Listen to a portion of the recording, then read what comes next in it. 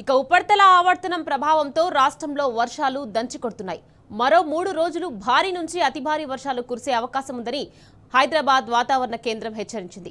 ఆయా జిల్లాలకు yellow, orange హెచ్చరికలు జారీ చేసింది. ఇక మరోవైపు బంగాళాఖాతంలో ఇవాళ అల్పపీడనం ఏర్పడనుందని వాతావరణ కేంద్రం తెలిపింది. దీని ప్రభావంతో రాష్ట్రంలో మరో 3 రోజులు భారీ నుంచి అతి భారీ వర్షాలు కురిసే అవకాశం ఉందని హెచ్చరించింది.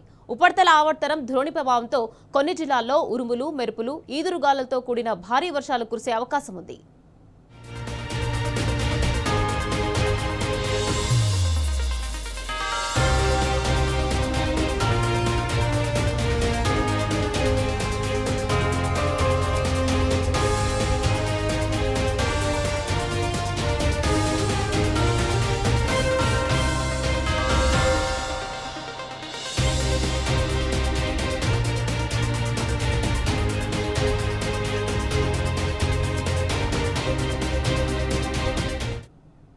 ఇక వర్షాలకు సంబంధించి వాతావరణ శాఖ హెచ్చరికలపై మరింత సమాచారాన్ని మా ప్రతినిధి అరవింద్ అందించేందుకు సిద్ధంగా ఉన్నారు.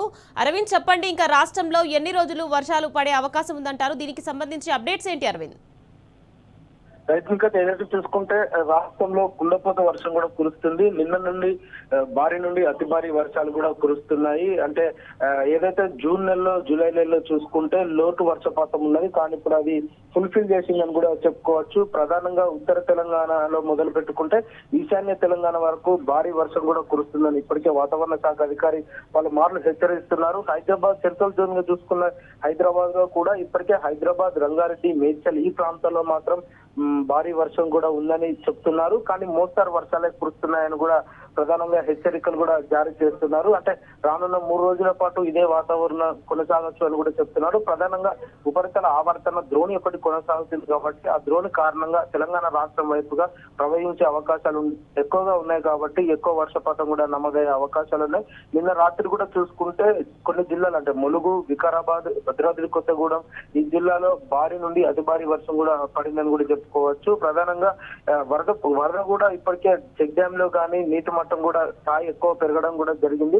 మరి ఏదైతే హైదరాబాద్ లో చూసుకుంటే నిన్న కొన్ని ప్రాంతాల్లో నిన్న రాత్రి నుండి భారీ వర్షం కూడా పడ్డదని కూడా చెప్పుకోవచ్చు. అది ఉదయం సమయం వరకు 8 గంటల వరకు కూడా కొనసాగింది ఆ వర్షం అని ద్రోణి కారణంగా కూడా ఇప్పటికే వాతావరణ అధికారులు వెల్లడించారు. ప్రధానంగా జిల్లాలో చూసుకుంటే ఈశాన్య జిల్లాల ప్రకారం ఏమో జయశంకర్, భూపాలపల్లి, ములుగు అక్కడ ఆ చుట్టుపక్కల పరిసర ప్రాంతాల్లో భారీ వర్షం కూడా ఉండే అవకాశాలు ఉన్నాయి. ఈ రోజు కూడా అంటే మొన్న నుండి ప్రారంభమైంది, అది మొన్న నిన్న ఈ రోజు కూడా అదే విధంగా కంటిన్యూ అవుతుందని కూడా వాతావరణ అధికారులు తెలియజేశారు. మరి కొన్ని జిల్లాలకు మాత్రం ఆరెంజ్ అలర్ట్ కూడా జారీ చేశారు. అది ప్రధానంగా ఆదిలాబాద్, కొమరంభీం, ఆసిఫాబాద్ జిల్లా, మంచిర్యాల, భద్రాద్రి కొత్తగూడెం, మహబాద్, వికారాబాద్, సంగారెడ్డి ఈ జిల్లాలో మాత్రం ఇప్పటికే వాళ్ళు ఆరెంజ్ అలర్ట్ కూడా జారీ చేసినట్టు వాతావరణ అధికారులు ఇప్పటికే ప్రధానంగా తెలియజేశారు. మరి రానున్న 7 రోజుల పాటు కూడా ఇదే వర్షపాతం ఉంటుంది కావచ్చు అని కూడా వాతావరణం మరియు తెలంగాణ ప్లానింగ్ డెవలప్మెంట్ సొసైటీ వాళ్ళు కూడా ఇదే ఫోర్కాస్టింగ్ విడుదల చేస్తున్నారు. మరి ప్రధానంగా చూసుకుంటే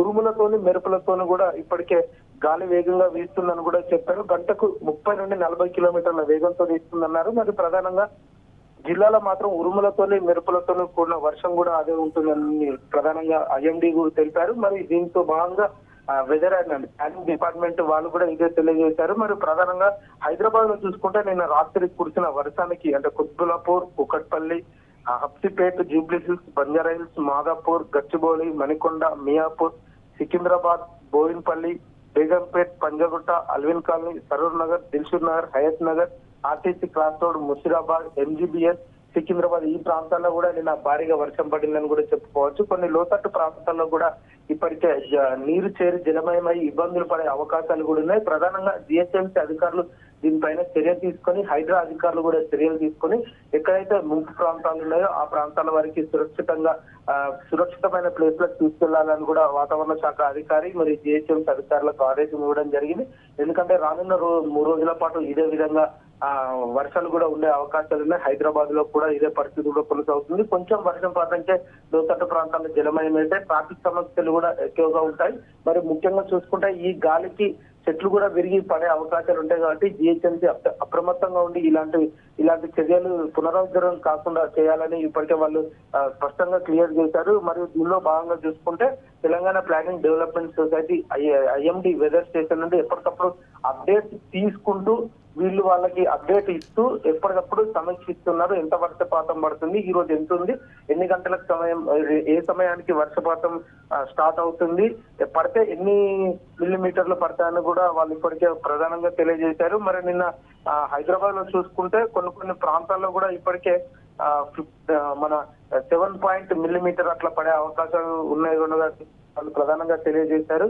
మరి అధికారులు కూడా ప్రతి ఒక్కరికి హెచ్చరిక చేసింది ఏంటంటే రానున్న 5 రోజుల పాటు ఇదే వర్షం కొనసాగే అవకాశాలు ఉన్నాయని కూడా ఇదే తెలిపారు మీకు. అరవింద్ చెప్పండి, ఇప్పుడు హైదరాబాద్ లో చిన్న వర్షానికే మొత్తం రోడ్లన్నీ జలమయం అవుతున్నాయి కదా, అంటే ఇప్పుడు అలా కాకుండా అధికారులు ఏమన్నా చర్యలు తీసుకుంటున్నారా అరవింద్? ఇప్పటి వరకు అయితే కేవలం ఎక్కడైతే లోతట్టు ప్రాంతాల్లో నీరు చేరుతుందో అక్కడ మాత్రమే కేవలం జిహెచ్ఎంసీ అధికారులు, హైడ్రా అధికారులు వాళ్ళ సమీక్షలో ఉంటుంది. కానీ చర్యలు మాత్రం వర్షం కొడితేనే తీసుకునే విధంగా కూడా వాళ్ళు కూడా చేస్తున్నారు.